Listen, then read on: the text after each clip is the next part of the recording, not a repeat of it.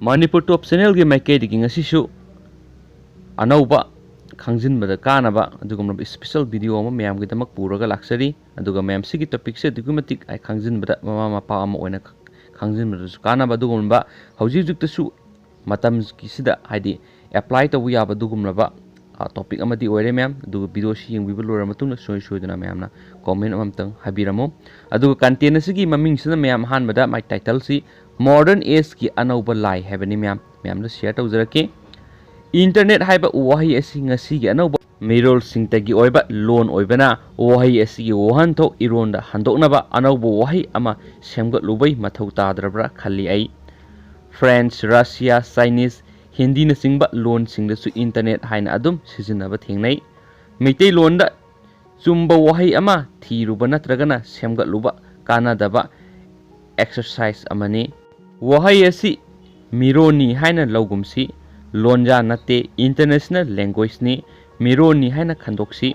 वही खरसिना वामांग यानजरिबा अनबो वही पुथोकपा हैतबा ओजा तोंगब्रागी वहीदा नौरेंग खुई हाइबदु इबा हैतबा आइगी सोनजबा इतौसिदा पाबिरिबसिंगना पेंदबा याव वरौबिगद्रा खन्ना हंगचबने आइना ngasi इगे खंजरिबा इंटरनेट हाइबा मियोइबगी अनौबो मिरोल सिना पुथोकपा अनौबा मिरोल गे अनौबा लाई असिगी मरमदने मानी इंटरनेट तसेंगनमक लाइगुमनी सक्तम ओइना मितम ओइना खिंदुना लेतबा मतम कुइरबगी ममांगदा मियोइबगी वखलना लाई कौबा सउदबा शक्ति लेबा तौबा ngamba कनागुम्बा अमा पुथोखी थाजखी पाक चावख्रबा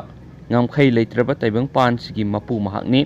numit tha thawar misang punamagna mana semani malem sita leiriba thawai panba pandaba upal wopal ising nungsik ngamnamak magi khusem ngaktani sembiba sabiba manghanba takhanba mana ngamdaba leitaba pungam ngamba pokpa siba naidaba mahak adu ishorni ishor god allah sidaba mapu makhal kyagi mingthol piduna latlai mandirda masjidta churchta amadi thamoida ngakpi haiba sanbi haiba pina haiba magun kyani mahaki mangonda thamoi sengna khulona rabasu niruraba kanagisu makhut hangna halakloi थाजा हली लाई लालोन बकंगबु अमना असुमना ओइरई Vatican city की लाई की संग मलेम की ख्वाइदगी इना खुनबा लाइसंग अनिसुबदा India की तिरुपति तिरुमला की लाइसंग बॉलीवुड की ख्वाइदगी चौबा स्टार दुना मसानुपा अमदी मसानुपी अनिदो पकनदे तिरुपति की लाइसंगदा मागी थौजल निरुसु हाइदुना मपोकलोन कुर्थी होरोस्कोप येंगबा हाइबा अमना हाइ हाइबगिदमक मफमदुदा लागलगा लुपा करोड़ मंगागी सेक अमा खुदोल तौरखिबा नेशनल न्यूज़पेपर सिंगदा पाव ओइना फोंलखिबदु पाखिबनी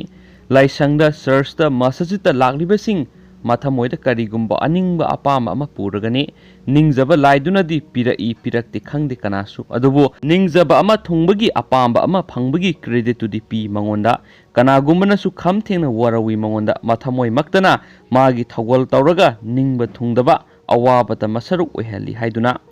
लाइनिंग थौ लेमरेल अनिगी खुबमबु इपा इपु इबेन थौगी खुबमनी हाइबा कौथोकलगा फत्तबा लाइगी खुबमनी सैतान मगनी का हाइजिनदुना अतोप लाई अमद इपा ईश्वर हाइना मिंगौदुना खुरुमजबा कांबुसु थोलाई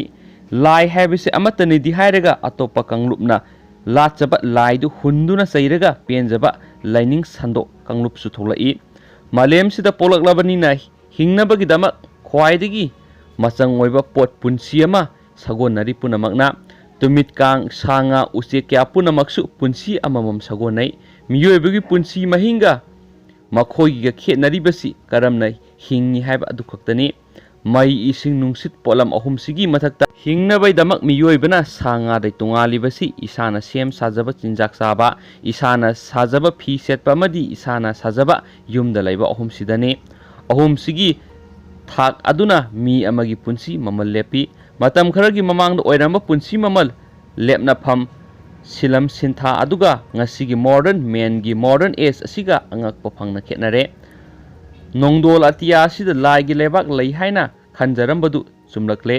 कालिदासना नोंगदोन थकी लाइसिलबु नुंसी पौजल पुबा पखोलोय ओहेंदुना मेगा दुत इरमखिबा लाइसिल कौबा मसिंग थिंगमद्रबा पाउ तुंगसिनफम ओइरकनी खंगलगा नते ꯄꯤꯛꯁꯛ ꯄꯤꯛꯄ ꯑꯉꯥꯡꯗꯒꯤ ꯍꯧꯔꯒ ꯃꯊꯣꯠ ꯀꯔꯛꯄ ꯏꯟꯈꯠꯂꯛꯄ ꯃꯤꯌꯥꯏ ꯆꯜꯂꯕ ꯃꯤ ꯑꯃꯗꯤ ꯑꯅꯧꯕ ꯌꯨꯒꯀꯤ ꯑꯅꯧꯕ ꯑꯍꯜ ꯐꯥꯎꯕꯒꯤ ꯃꯤ ꯏꯟꯇꯔꯅꯦꯠꯀꯤ ꯃꯇꯦꯡ ꯌꯥꯎꯗꯅ ꯍꯤꯡꯕ ꯋꯥꯔꯕ ꯃꯤ ꯑꯣꯏꯔꯛꯂꯕꯅꯤ꯫ ꯉꯁꯤꯒꯤ ꯏꯟꯇꯔꯅꯦꯠ ꯀꯔꯝꯕ ꯏꯃꯨꯡꯅ ꯅꯠꯇ꯭ꯔꯒꯅ ꯃꯤꯑꯣꯏꯅ ꯀꯔꯝꯅ ꯁꯤꯖꯤꯟꯅꯔꯤꯕꯒꯦ ꯍꯥꯏꯕꯒꯤ ꯃꯇꯨꯡ ꯏꯟꯅ ꯏꯃꯨꯡ ꯅꯠꯇ꯭ꯔꯒꯅ ꯃꯤꯑꯣꯏ ꯑꯗꯨꯒꯤ ꯃꯔꯥꯏꯕꯛ ꯂꯦꯞꯀꯅꯤ ꯍꯥꯏꯕ ꯐꯥꯎꯕ ꯍꯥꯏꯔꯛꯂꯦ꯫ ꯃꯃꯥ ꯃꯄꯥꯒ ꯄꯥꯎ ꯐꯥꯎꯅꯕ, ꯀꯝꯃꯨꯅꯤꯀꯦꯠ ꯇꯧꯕ ꯍꯩꯇ꯭ꯔꯤꯕ ꯑꯉꯥꯡ ꯐꯥꯎꯕ ꯃꯣꯕꯥꯏꯜ ꯏꯟꯇꯔꯅꯦꯠ ꯑꯦꯗꯤꯛ ꯑꯣꯏꯔꯛꯂꯦ꯫ ꯃꯆꯥ ꯅꯤꯡꯉꯥꯏ ꯇꯧꯗꯅꯕ ꯑꯦꯟꯗ꯭ꯔꯣꯏꯗ ꯃꯣꯕꯥꯏꯜ ꯃꯃꯜ ꯑꯇꯥꯡꯕ ꯂꯩꯕꯤꯕꯁꯨ ꯌꯥꯎꯔꯕꯅꯤ꯫ ꯄꯤꯛꯂꯤꯕ ꯑꯉꯥꯡꯅ ꯃꯣꯕꯥꯏꯜ ꯑꯦꯗꯤꯛ ꯑꯣꯏꯈꯤꯕ ꯍꯦꯜꯊ ꯑꯃꯗꯤ ꯏꯟꯇꯦꯂꯦꯛ ꯄꯨꯛꯅꯤꯡ ꯍꯛꯆꯥꯡ ꯑꯅꯤꯃꯛꯇ ꯃꯥꯡ ꯇꯥꯛꯄꯒꯤ ꯂꯝꯕꯤꯗ ꯆꯪꯁꯤꯜꯂꯛꯂꯤꯕꯅꯤ ꯍꯥꯏꯕꯁꯤ ꯃꯃꯥ ꯃꯄꯥ ꯑꯃꯗꯤ ꯏꯃꯨꯡ ꯃꯅꯨꯡꯒꯤ ꯃꯤꯑꯣꯏꯁꯤꯡꯅ ꯈꯪꯕꯤꯒꯗꯕꯅꯤ꯫ ꯃꯐꯝ ꯆꯥꯅ ꯃꯇꯝ ꯆꯥꯅ ꯏꯟꯇꯔꯅꯦꯠꯀꯤ ꯀꯥꯟꯅꯕ ꯑꯃꯗꯤ ꯈꯨꯗꯣꯡꯆꯥꯕ ꯂꯧꯕ ꯍꯩꯔꯕ ꯊꯥꯖꯕꯤꯌꯨ꯫ ꯃꯤꯅ ꯄꯤꯔꯛꯀꯗꯧꯔꯤꯕ ꯑꯩꯈꯣꯏꯅ ꯍꯥꯟꯅ ꯅꯤꯔꯝꯕ ꯊꯧꯖꯥꯜ ꯍꯩꯕ ꯄꯤꯅ ꯍꯩꯕ ꯁꯛꯅꯥꯏꯗꯕ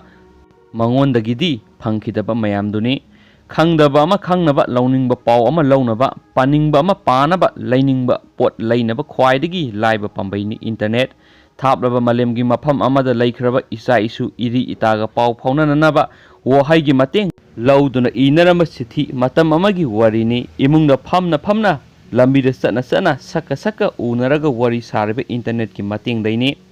ꯇꯝꯅꯤꯡꯕ ꯃꯥꯂꯦꯝꯒꯤ ꯁ꯭ꯀꯨꯜ, ꯀꯣꯂꯦꯖ, ꯌꯨꯅꯤꯚꯔꯁꯤꯇꯤꯗ ꯇꯝꯂꯨꯁꯅꯨ ꯏꯆꯥꯅ꯫ ꯃꯈꯨꯠꯇ ꯁꯦꯜ ꯂꯩꯇꯦ, ꯋꯥꯔꯨꯅꯤꯡꯉꯥꯏ ꯂꯩꯇ꯭ꯔꯤꯕ ꯈꯨꯗꯛꯇ ꯃꯥꯒꯤ ꯑꯦꯀꯥꯎꯟꯗ ꯑꯩꯒꯤ ꯐꯃꯨꯡ ꯅꯠꯇ꯭ꯔꯒꯅ ꯇꯣꯏꯂꯦꯠꯇꯒꯤ ꯁꯦꯜ ꯊꯥꯕ ꯌꯥꯏ꯫ ꯏꯟꯇꯔꯅꯦꯠ ꯀꯣꯔꯁ ꯌꯥꯎꯔꯒ ꯑꯈꯟꯅꯕ ꯁ꯭ꯀꯨꯜ, ꯀꯣꯂꯦꯖ, ꯌꯨꯅꯤꯚꯔꯁꯤꯇꯤꯗꯒꯤ ꯂꯧꯕ ꯌꯥꯏ꯫ ꯗꯤꯒ꯭ꯔꯤꯁꯨ, ꯁ꯭ꯇꯗꯤ ꯔꯨꯝꯁꯨ ꯑꯣꯏꯕ ꯌꯥꯏ ꯑꯩꯒꯤ ꯀꯝꯄ꯭ꯌꯨꯇꯔ ꯇꯦꯕꯜꯗꯨꯗ꯫ ꯑꯁꯨꯛ ꯐꯕ ꯃꯤꯅ ꯁꯦꯝꯕ ꯂꯥꯏꯁꯤꯕꯨ ꯐꯠꯇꯕ ꯂꯥꯏ, ꯗꯦꯚꯤꯜ, ꯁꯩꯇꯥꯟ ꯑꯃꯁꯨ ꯃꯤꯠꯅ ꯀꯨꯞꯄꯗ ꯑꯣꯏꯍꯟꯕ ꯌꯥꯏ꯫ ꯃꯈꯥ ꯄꯣꯜꯂꯤ ꯅꯤꯡꯖꯕ ꯑꯃꯁꯨꯡ ꯁꯤꯖꯤꯟꯅꯕꯒꯤ ꯍꯥꯏꯅꯁꯨ ꯃꯌꯥꯝ ꯁꯤꯒꯤ ꯂꯧꯊꯣꯛꯆꯔꯛꯄ ꯑꯩꯅ ꯊꯃꯣꯏꯒꯤ ꯄꯥꯎꯗꯝ ꯍꯨꯏꯌꯦꯟ ꯏꯟꯗꯨ ꯍꯥꯏꯔꯤꯕ ꯁꯤꯒꯤ ꯑꯏꯕꯁꯤꯅ ꯁꯨꯃꯥꯏꯅ ꯐꯣꯡꯗꯣꯛꯄꯤꯔꯛꯏ꯫ ꯑꯃꯁꯨꯡ ꯃꯌꯥꯝꯅ ꯀꯥꯟꯅꯕꯗꯨꯗꯪ ꯂꯧꯁꯤꯟꯕꯤꯌꯨ꯫ ꯑꯗꯨꯒ ꯃꯅꯤꯄꯨꯔ ꯇꯣꯞ ꯆꯦꯅꯦꯜꯒꯤ ꯃꯥꯏꯀꯩꯗꯒꯤ ꯅꯨꯡꯇꯤ ꯈꯨꯗꯤꯡꯒꯤ ꯄꯥꯎꯆꯦꯁꯤꯡꯁꯨ ꯑꯞꯗꯦꯠ ꯄꯤꯖꯔꯤ꯫ ꯑꯗꯨꯒ ꯃꯌꯥꯝ ꯃꯔꯛ ꯊꯠꯅ ꯑꯁꯨꯝꯅ ꯑꯁꯤꯒꯨꯝꯕ ꯃꯇꯝ ꯑꯁꯤꯗ ꯅꯨꯡꯇꯤ ꯈꯨꯗꯤꯡꯒꯤ ꯑꯣꯏꯅ ꯃꯌꯥꯝꯗ ꯏꯁꯄꯤꯁꯦꯜ ꯚꯤꯗꯤꯑꯣ ꯑꯃꯈꯛ ꯍꯥꯏꯗꯤ ꯑꯈꯟꯅꯕ ꯇꯣꯄꯤꯛ ꯈꯔꯗ ꯃꯌꯥꯝꯗ ꯁꯤꯌꯔ ꯇꯧꯒꯦꯗꯅ ꯈꯟꯖꯩ꯫ ꯑꯗꯨꯒ ꯃꯌꯥꯝꯗꯁꯨ ꯀꯔꯤ ꯋꯥꯈꯜꯂꯣꯟ ꯂꯩꯒꯦ ꯍꯥꯏꯕꯗꯨ ꯏꯁꯣꯏꯁꯣꯏꯅ ꯀꯣꯃꯦꯟ ꯕꯣꯛꯁꯇ ꯀꯣꯃꯦꯟ ꯑꯝꯇ ꯇꯧꯕꯤꯔꯝꯃꯨ꯫ ꯑꯗꯨꯒ ꯃꯦꯟ ꯑꯣꯏꯅ ꯀꯔꯝꯕ ꯇꯣꯄꯤꯛꯁꯤꯡꯗ ꯚꯤꯗꯤꯑꯣꯁꯤꯡꯁꯤ ꯁꯦꯝꯍꯟꯅꯤꯡꯕꯒꯦ ꯍꯥꯏꯕꯗꯨꯁꯨ ꯃꯌꯥꯝꯅ ꯀꯣꯃꯦꯟ ꯕꯣꯛꯁꯇ ꯀꯣꯃꯦꯟ ꯇꯧꯕꯤꯔꯝꯃꯨ꯫ ꯑꯃꯁꯨꯡ ꯍꯣꯔꯦꯟ ꯄꯨꯡ